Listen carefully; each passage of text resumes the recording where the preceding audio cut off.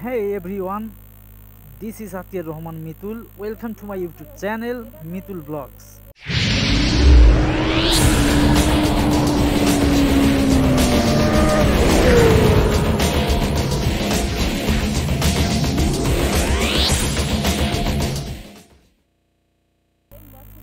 বন্ধুরা, আশা করি ভালোই আছেন। আলহামদুলিল্লাহ, আপনাদের দোয়ায় এবং আল্লাহর রহমতে আমিও ভালো আছি। তো বের হয়েছি অফিসের উদ্দেশ্যে। এখন অফিস টাইম। আজকে কথা বলবো আপনাদের সাথে ট্রাফিক জ্যাম নিয়ে। তো তার আগে দেখেন আমি কোন জ্যাম পার হয়ে যাচ্ছি। আমি এমন একটা রোডে চলাফেরা করি, বাসার থেকে বের হই, রোডের ভয়াবহ অবস্থা। এই দেখেন একটা পুকুর ডিঙিয়েই আমাকে প্রতিদিন যেতে হয় এবং আসতে হয়। আস্তে আস্তে এই রাস্তাটা বৃষ্টির সময় প্রচুর পিচ্ছিল হয়, এখানে গাড়িটা নিয়ে ওঠা খুব মুশকিল হয়ে যায়, তারপরে কষ্ট করে উঠতে হয় আর কি। এই দেখেন চিপা চাপা। আচ্ছা, যাই হোক, এখন অফিস টাইম। অফিসের এখন সবারই এখন অফিসের দিকে রওনা দিয়েছে। রাস্তায় মনে হয় প্রচুর জ্যাম যানজট পার হয়ে যেতে হবে। আমি যাব ডানে, ডান দিক দিয়ে আবার বাঁ দিকে।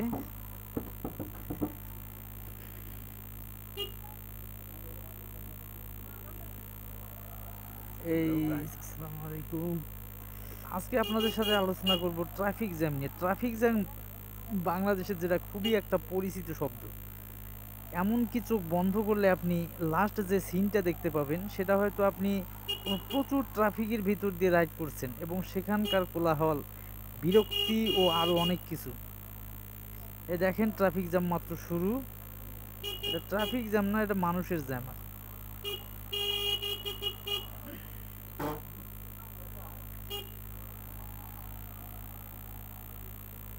ট্রাফিক জ্যামে পড়েননি এমন রাইডার মনে হয় বাংলাদেশে খুব কমই আছেন।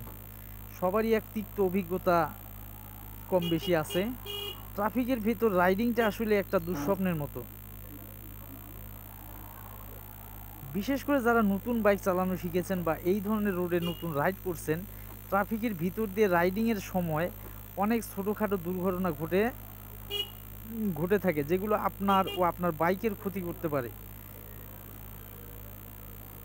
আজ আমাদের আলোচনার বিষয় হলো এই ট্রাফিকের ভিতর দিয়ে কেমনভাবে রাইডিং করা উচিত বা সর্বোচ্চ পরিমাণ নিরাপত্তার সাথে কিভাবে এই পরিস্থিতি মোকাবেলা করা যায়। বেশ কয়েকটি পয়েন্ট আছে যেগুলো মেনে চললে আপনি ট্রাফিকের ভিতর দিয়ে বেশ আরামদায়ক ও নিরাপত্তার সাথে রাইডিং করতে পারবেন। তো চলুন শুরু করা যাক আজকের আলোচনা।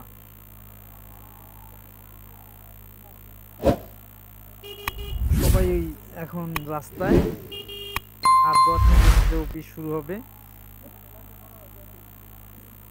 এই কারণে রাস্তায় একটু জ্যাম যানজট।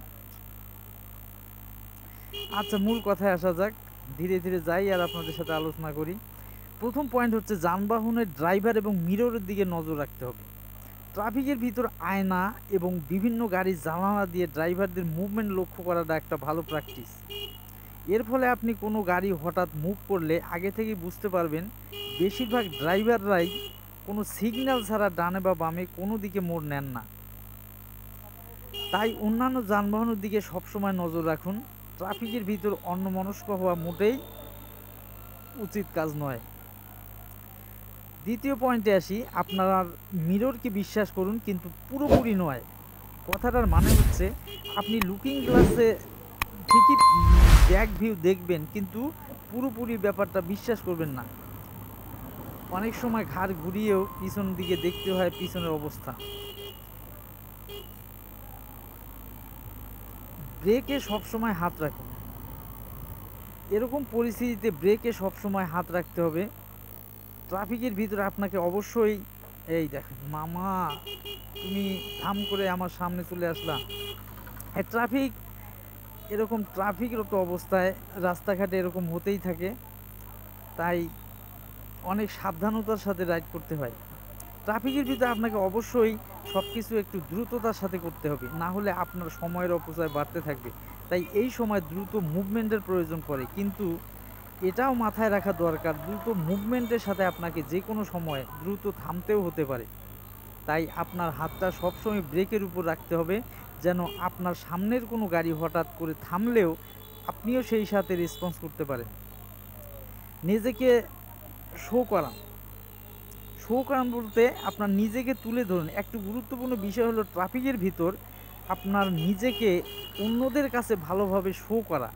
ট্রাফিকের ভিতর এমন পজিশনে আপনি থাকতে পারেন যে আপনার পেছনের কোনো ড্রাইভার আপনাকে দেখতে পাচ্ছে না, ফলে তার মুভমেন্টের সময় সে আপনার উপস্থিতিটা নজরে আনবে না, আর এটা মারাত্মক অ্যাক্সিডেন্ট ঘটাতে পারে। তাই এমনভাবে পজিশন নিন যে অন্যান্য ড্রাইভাররা আপনাকে দেখতে পায়। দরকার হলে উজ্জ্বল রঙের কোনো ড্রেস আপ করুন এবং উজ্জ্বল রঙের হেলমেটও ইউজ করতে পারেন। একটু বেশি পাওয়ার খরচ করতে হবে। ট্রাফিকের ভিতর বাইকের তেল একটু বেশি খরচ করুন। বেশি খরচ বলতে অন্য কোনো উপায়ে বেশি খরচ করতে বলিনি, জাস্ট এই সময় আপনার বাইকটি আপনি সাধারণত যে গিয়ারে রাখেন তার থেকে একটা গিয়ার কমিয়ে রাখুন, কারণ এর ফলে সামনের কোনো গাড়ি মুভ করলে আপনিও সাথে সাথে খুব দ্রুত সামনের দিকে মুভ করতে পারবেন। আর এই সময় বাইক বেশি গিয়ার থাকলে হঠাৎ করে জোরে মুভ করতে গেলে আপনার স্টার্ট বন্ধ হয়ে যেতে পারে। আর এই সময় সেফটির জন্য অবশ্যই ব্রেকিংয়ের বিষয়টা মাথায় রাখতে হবে। জোরে স্পিড আপ করার পর হঠাৎ করে আপনাকে থামতেও হতে পারে।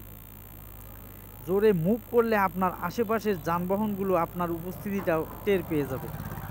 স্লো করলে কোন দিকে অবস্থান নেবেন?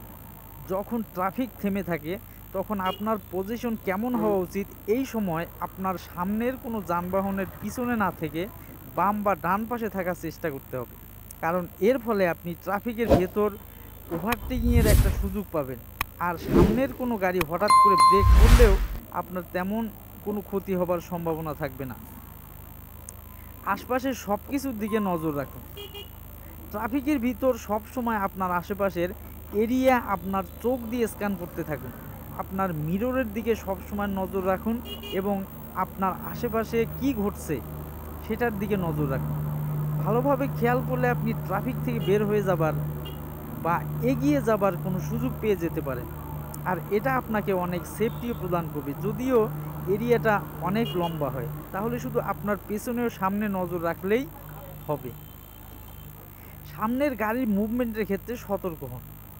যদি দেখতে পান যে আপনার সামনের কোনো কার থেমে রয়েছে এবং বামে মোড় নেবার প্রস্তুতি নিচ্ছে, তাহলে প্রস্তুত হন। এক্ষেত্রে হঠাৎ করে স্পিড আপ করে চলে যেতে চাইলে ড্রাইভার যদি আপনার দিকে কেয়ার না করে তাহলে আপনি বিপদে পড়তে পারেন।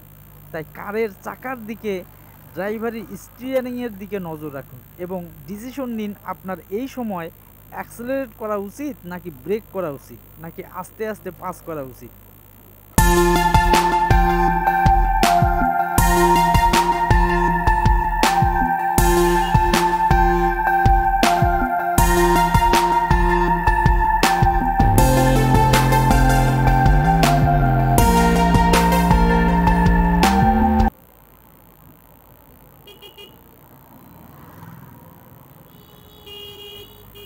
আমার অফিসে যেতেই সামনে একটা বাজার পড়ে না, শফিপুর বাজার। এ বাজারে সব সময়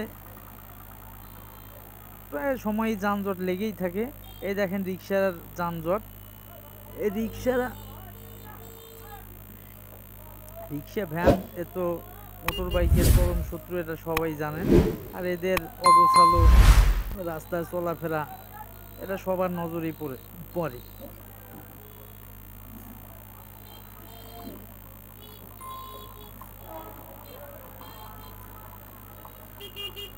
আমাকে যেতে হবে বাম দিকে। বাম দিক দিয়ে ফ্লাইওভার নিচ দিয়ে গিয়ে তারপরে ডান দিকে আমার অফিস। আমি এখন আছি শফিপুর বাজার ফ্লাইওভারের নিচে। এই যে মাঝখানে একটু পাস করার সুযোগ আছে, মাঝখান দিয়ে আমি বের হয়ে যাব ডান দিকে।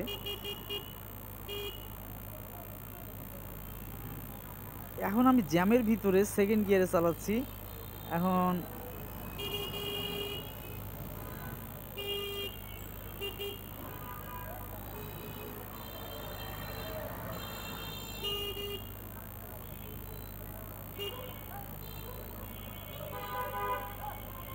আমার অফিস আর বেশি দূরে নয়, আর মাত্র 1 মিনিটের মতো চললেই হবে।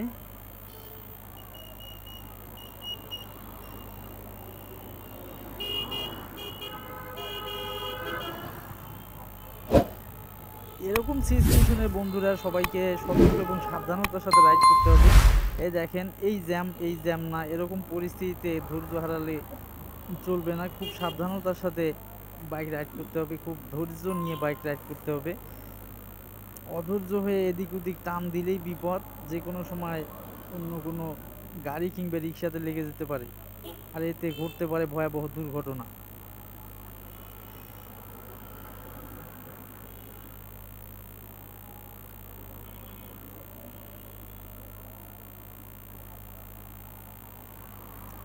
তো বন্ধুরা আজকের মতো এই পর্যন্তই। কথা হবে অন্য কোনো দিন নতুন ভিডিওতে নতুন টপিকের সাথে। সে পর্যন্ত সবাই ভালো থাকবেন, সুস্থ থাকবেন। এই ভিডিওটি থেকে যদি বিন্দুমাত্র কিছু জানতে পারেন এবং ভিডিওটি যদি আপনাদের ভালো লেগে থাকে, অবশ্যই লাইক কমেন্টস করবেন। আর চ্যানেলে নতুন হয়ে থাকলে অবশ্যই সাবস্ক্রাইব করতে ভুলবেন না। আর যারা ইতিমধ্যে সাবস্ক্রাইব করেছেন তাদেরকে অন্তর থেকে জানাচ্ছি অনেক অনেক ধন্যবাদ। তো বন্ধুরা আজকের মতো এই পর্যন্তই।